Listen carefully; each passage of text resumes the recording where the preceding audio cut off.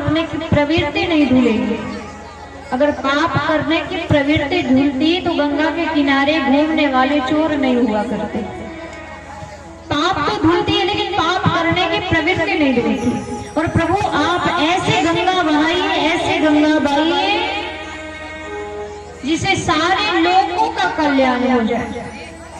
भगवान शंकर बहुत प्रसन्न हुए, बोले देवी आज आपने बहुत अच्छे प्रश्न करे हैं, लेकिन आप एक बात बताओ कि आप सभी लोगों का कल्याण क्यों चाहती है, अपना कल्याण क्यों नहीं चाहती? मैया पार्वती कहती है प्रभु विश्वनाथ मम नाथ पुरारे, आप पूरे विश्व के नाथ हैं। अगर हमारे नाथ होते तो मैं अपने हित की बात करती, लेकिन आप तो पूरे विश्व के नाथ हैं, इसलिए आपके मुखारविंद से जो भी कथा होगी, जो भी चर्चा होगी, वो पूरे विश्व के हित के लिए होगी, पूरे विश्व में कल्याण करने वाली होगी। और ऐसी गंगा आप बहाइए। भगवान शंकर धन्यवाद देते हैं, और धन्यवाद सबसे पहले मैया पार्वती के माता पिता को देते हैं। देवी धन्य धन्य गिरी राजे कुमारी, राजे कुमारी तुम समान नहीं को कुमारी,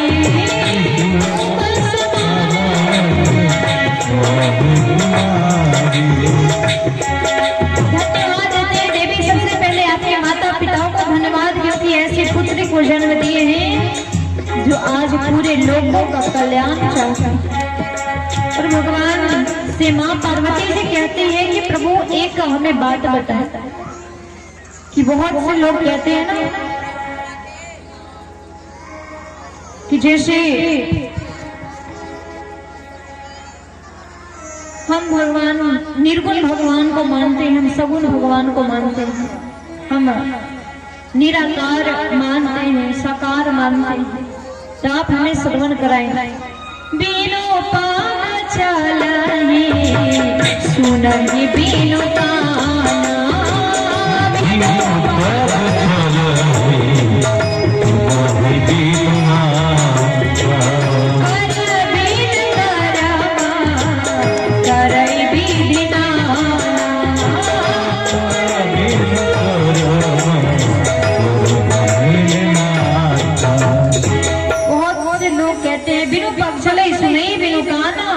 और करे बिनु कर्म कराई भी। जो भगवान बिना पैरों को चलने वाले हैं, बिना कानों के श्रवण करने वाले और बिना कर के काम को करने वाले हैं, उन प्रभु निराकार जो सगुण साकार रूप को धारण करते हैं, आप उनकी कथा को श्रवण। भगवान शंकर कहते देखो देवी अगुण ही सगुण ही नहीं कछु भेदा। अगुण और सगुण में कोई भेदभाव नहीं। और स्वयं कहा गावत मुनि पुराण बुध वेदा, ये पुराणों में भी वर्णन है, अगुण में सगुण में कोई भेदभाव नहीं। क्यों? क्योंकि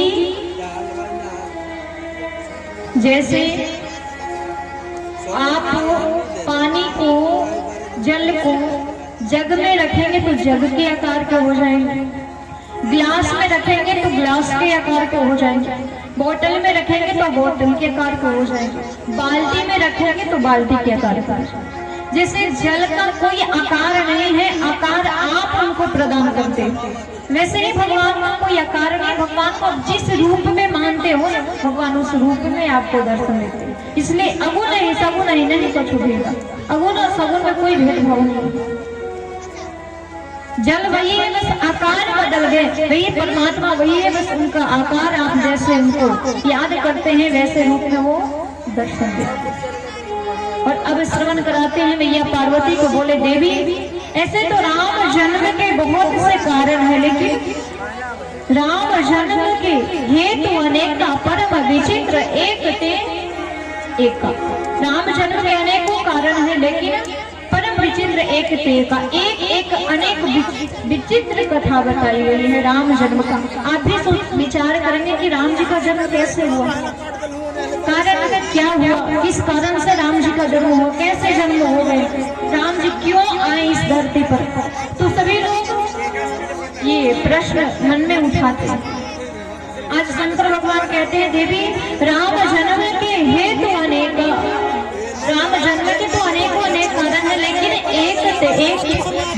लेखा, एक एक अनेकों विचित्र लेख बताए गए। तो इस प्रकार से गोस्वामी तुलसीदास जी कहते हैं देखो, और इधर शंकर भगवान भैया पार्वती की कथा सुनाते और कहते हैं देखो देवी अनेकों कारण है, लेकिन एक दो ही कारण कहाँ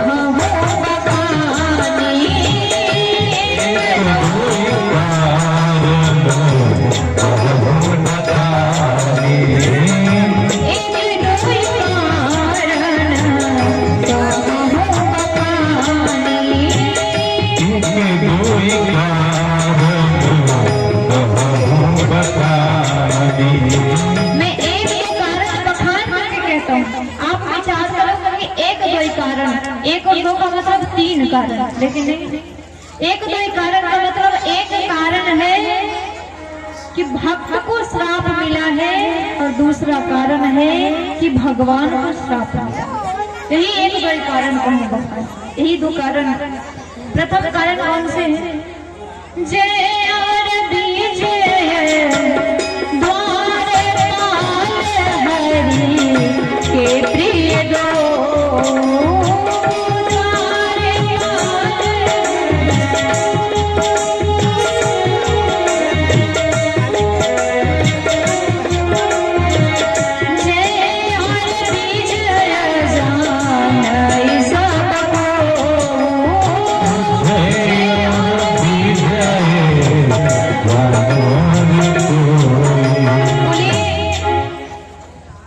द्वारपाल हरि के प्रिय दो भगवान हरे के दो द्वारपाल हुए, एक जय और एक विजय।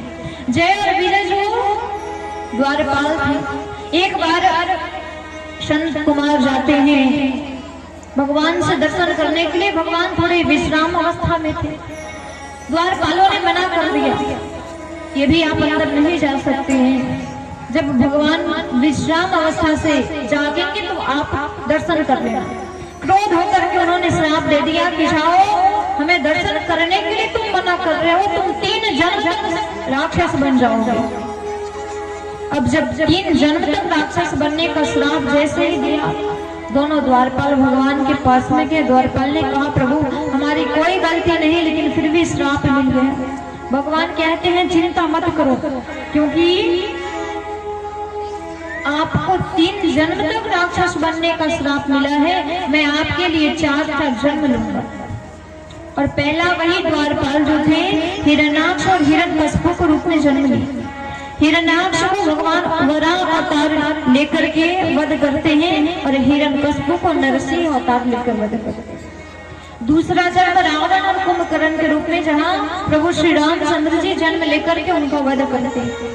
और तीसरा दंतवक्र और शिशुपाल, जो कृष्ण भगवान अवतार लेकर के उनका वध करते हैं। इस प्रकार से 3 जन्म तक राक्षस हुए, ये पहला कारण। दूसरा कारण भगवान को श्राप मिला। सत्यवृंदा जो पतिव्रत धर्म को धारण करने वाली, उनके पति हुए जलंधर। जब जलंधर युद्ध में देवताओं के साथ में जाते थे, पीछे की माताएं खड़ी क्यों है? आपको जगह नहीं मिल रही है, इसीलिए पहले से बता रही थी कि बैठ जाओ, नहीं तो जगह भी नहीं मिलेगी। तो पीछे की माताएं जो खड़ी होंगी बैठने की कोशिश करेंगी। इस प्रकार से जैसे ही सत्यवृंदा के पति हुए जलंधर, जब जलंधर युद्ध करने के लिए जाया करता था, तो जो उनकी पत्नी वृंदा हुई, दीपक को जला करके तपस्या करती रहती थी, भगवान को याद करती रहती थी, जब तक उनके पति वापस लौट कर न आ जाए, तब तक बैठी रहती थी। जब देवता लोग परास्त हो गए, सब हार गए, तब अंत में भगवान विष्णु जलंधर का रूप धारण करके और गए सती वृंदा के पास। अब वृंदा के पास में जाते हैं, वृंदा को जैसे ही दर्शन दिए, वृंदा पूजा को छोड़ करके खड़ी हो जाती है। और जैसे ही चरणों में प्रणाम करती है, उसी समय जलंधर का सर कट करके उनके चरणों में आकर गिर जाते हैं। जब वृंदा देखती है, क्रोधित होती है और कहती है कि तुम अपने रूप में आओ, नहीं तो अभी श्राप दे दूंगी।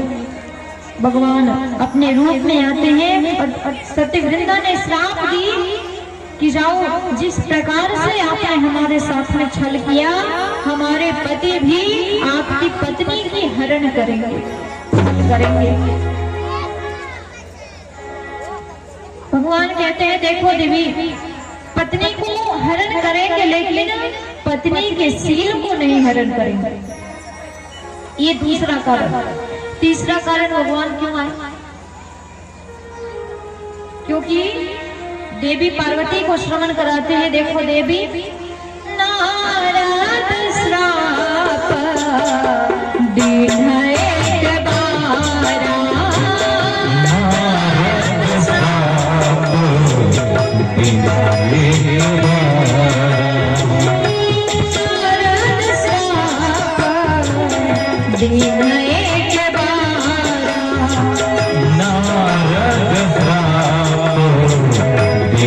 एक बारा, नारद श्राप दीन्ह एक बारा। कहते हैं नारद जी ने श्राप दे दिए। मैया पार्वती कहती है प्रभु का अपराध रमापति कीन्हा। भगवान को नारद जी ने श्राप दी, भगवान ने क्या करी थी?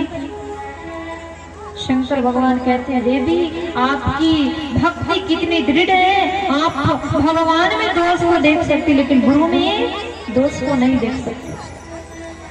भगवान शंकर कहते हैं मैया,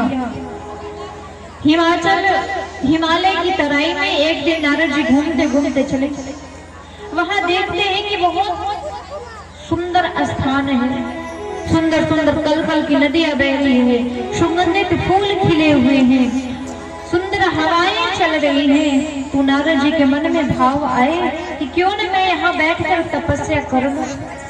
नारद जी तपस्या करने के लिए बैठे और जैसे ही तपस्या करने के लिए बैठते हैं, अब इंद्र जी को चिंता हो गई कि कहीं तपस्या करके हमारा इंद्रासन न ले ले। वहां से कामदेव जी को भेजा कि आप जाओ और जाकर के नारद जी की तपस्या को भंग कर दो।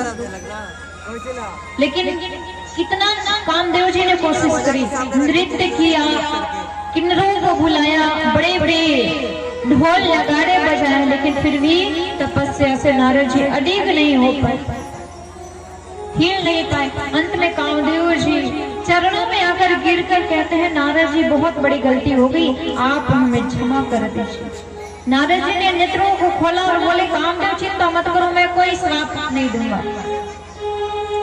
अब तो कामदेव जी कहते हैं नारद जी आप तो भगवान के श्रेणी में आ गए, आपने तो काम क्रोध को जीत लिया, क्योंकि अगर कोई और व्यक्ति होते तो तुरंत श्राप देते, लेकिन आपने तो काम क्रोध सबको जीत लिया। अब इतना जैसे ही कहते हैं, गोस्वामी तुलसीदास जी ने कहा भाया नारद काम मन सोचा,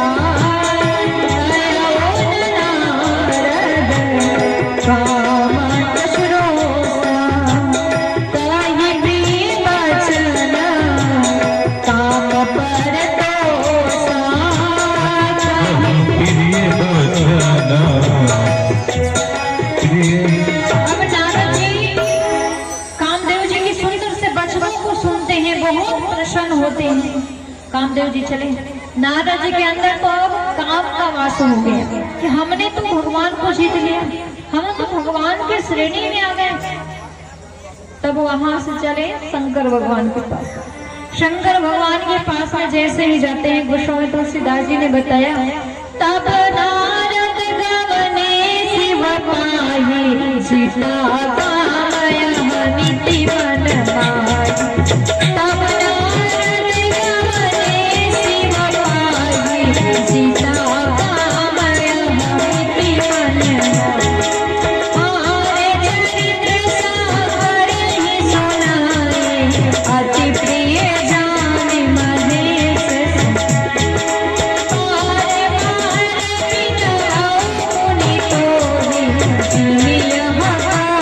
सुना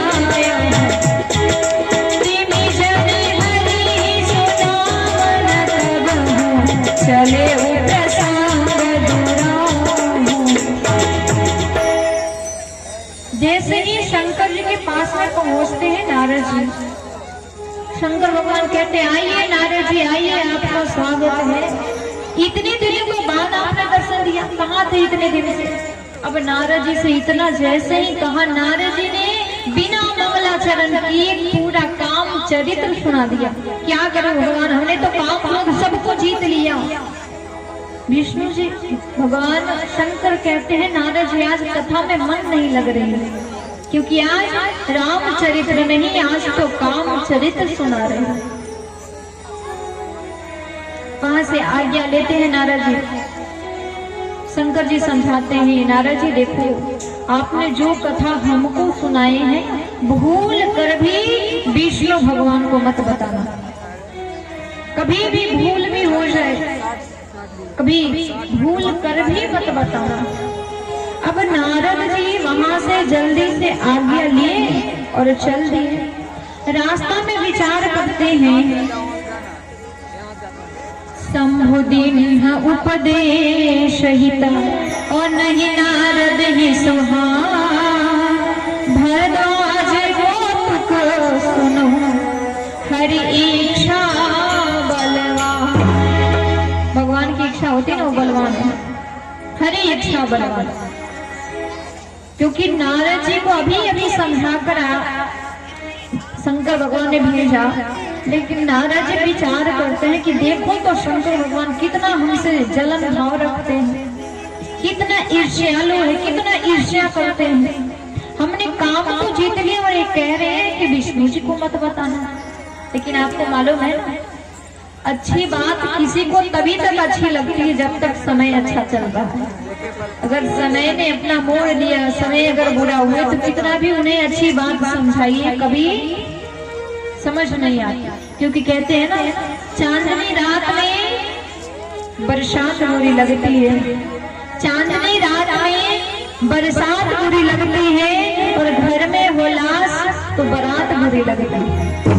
चांदनी रात में बरसात बुरी लगती है और घर में होलास तो बारात बुरी लगती है।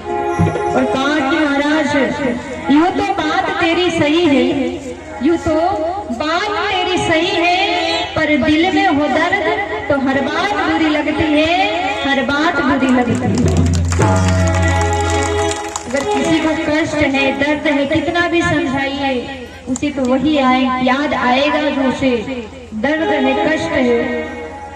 नारद जी ने कहा कि अच्छी बात है, कुछ दिनों तक नहीं गए विष्णु जी के पास, लेकिन एक महीने के बाद घूमते घूमते अपने हाथों में बीना को लिए हुए आ रहे हैं भगवान विष्णु से मिलने के लिए। जा कैसे रहे हैं?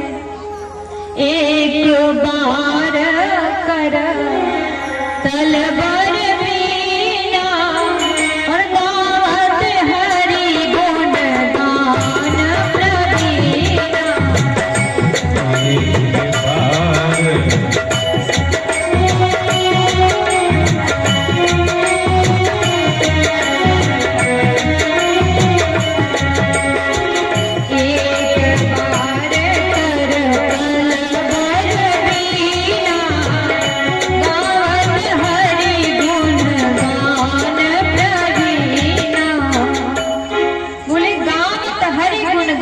प्रवीणा। चले कीर्तन करते हुए भगवान विष्णु से मिलने। कीर्तन क्या कर रहे हैं? क्योंकि आज नारद जी चले हैं और कीर्तन करते हुए हाथ में बीना है। गावत हरि गुण गान प्रवीण, तो कीर्तन कर रहे हैं श्रीमन नारायण श्रीमन नारायण श्रीमन नारायण नारायण नारायण श्रीमन नारायण श्रीमन नारायण नारायण नारायण। कीर्तन सबको करनी आती है या फिर यहाँ केवल बैठने आए हैं कि चलो इतना देर सोएंगे नहीं, उससे बढ़िया है कि सुंदर सुंदर भजन सुन लेंगे, बस इसीलिए आते हो। हाँ देखो बहन लोग इशारा कर रही है, हाँ लता जी बस भजन सुनने आते हैं। क्योंकि कथा में तो माताएं लोग इतनी बात करती हैं, इतनी बात करती हैं अपने घर की कि कथा समझ में ही नहीं आती। देखो अभी भी माताएं लोग अपनी अपनी खपड़ी को चढ़ाई हुई है,